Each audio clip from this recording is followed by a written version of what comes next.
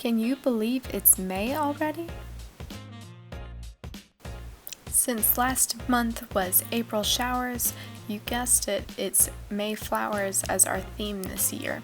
So I'm starting here with a couple of clues of how I've twisted that theme. And we've got a little box that says "Eat Me," and a rose, and another rose, and a flower.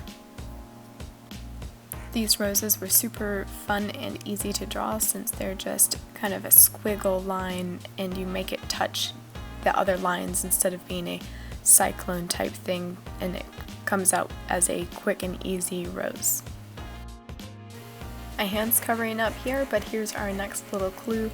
It is one of the card men from Alice in Wonderland. So that's the way I'm twisting the theme this year, is doing Alice in the Wonderland garden with all of the roses and flowers that are taller than her. I thought it was a neat way to be able to put a lot of floral in the design for the month and keep it in kind of a whimsical theme. So excuse her arm here, my pen slipped and I have no idea what happened. Right now I'm just going over the pencil lines, and as you could probably see on the next page is going to be the calendar. I went back to just a one-page opening spread so that I can look at the nice drawing when I'm looking at the calendar, because I found over the month, this last month, that I wasn't looking at that page as much as I just needed to find the calendar to see what was coming up and to plan stuff that was coming up ahead in the coming weeks. So this way I can work in my calendar and see this nice cute drawing and appreciate the work and creativity that I put into the page.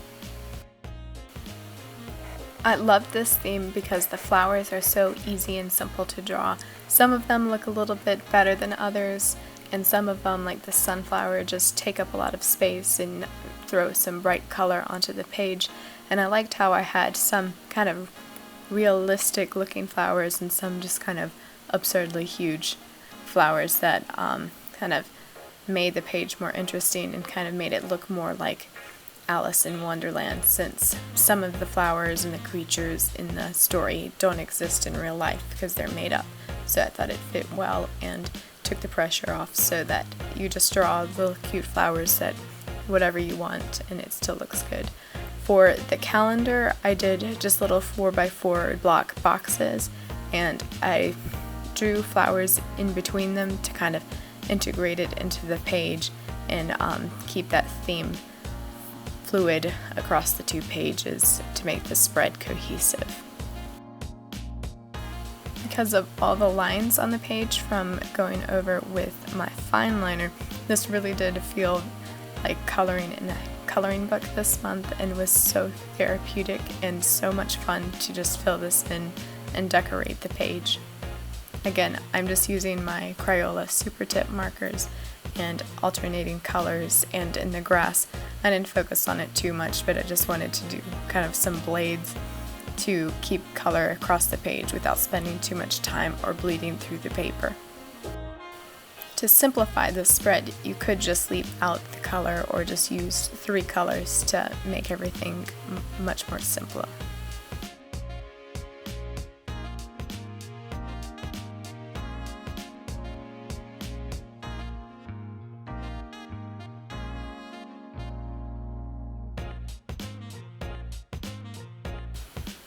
This little pansy here was my favorite thing to draw. It was just so pretty and looked so realistic and really popped against the white boxes that it surrounds.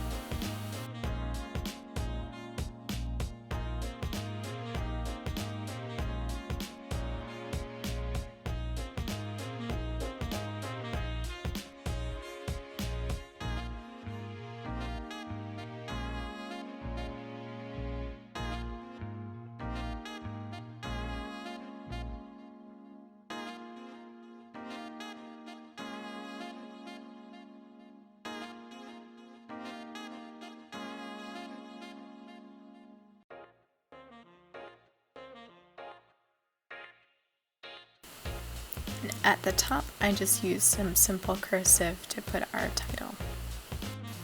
This next page, as customary, is the habit tracker page.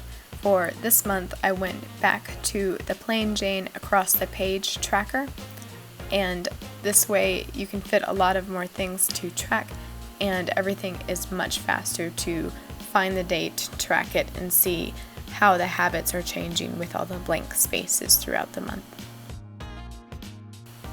I just did lines along the rows instead of worrying with every single little cube, and we'll see how that goes throughout the month. If it gets confusing, I'll probably go in and make those other lines, but to save time, I decided to try and do it this way.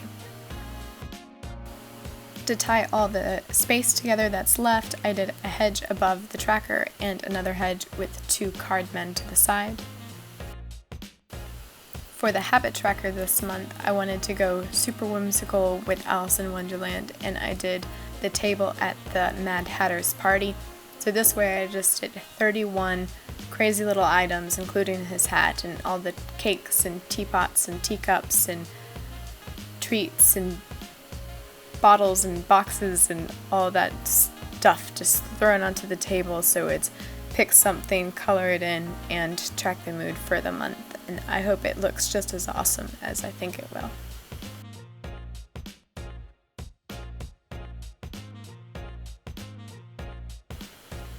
After the mood tracker page, I went back and colored in the tracker page, and I just used green to fill in these hedges, and then I went back in with a red marker to fill in one of the cardmen and fill in some of the roses, because the cardman at the hedge is painting the roses red, like in the movie when they're painting all the roses red to please the Queen of Hearts.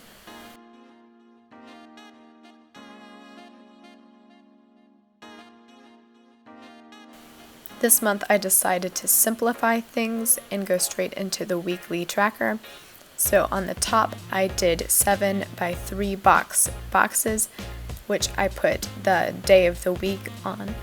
And to the side, whatever room was left, I made a little box for notes.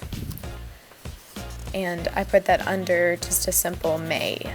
Underneath these boxes, I just drew some more of my flowers to tie in the theme for the week.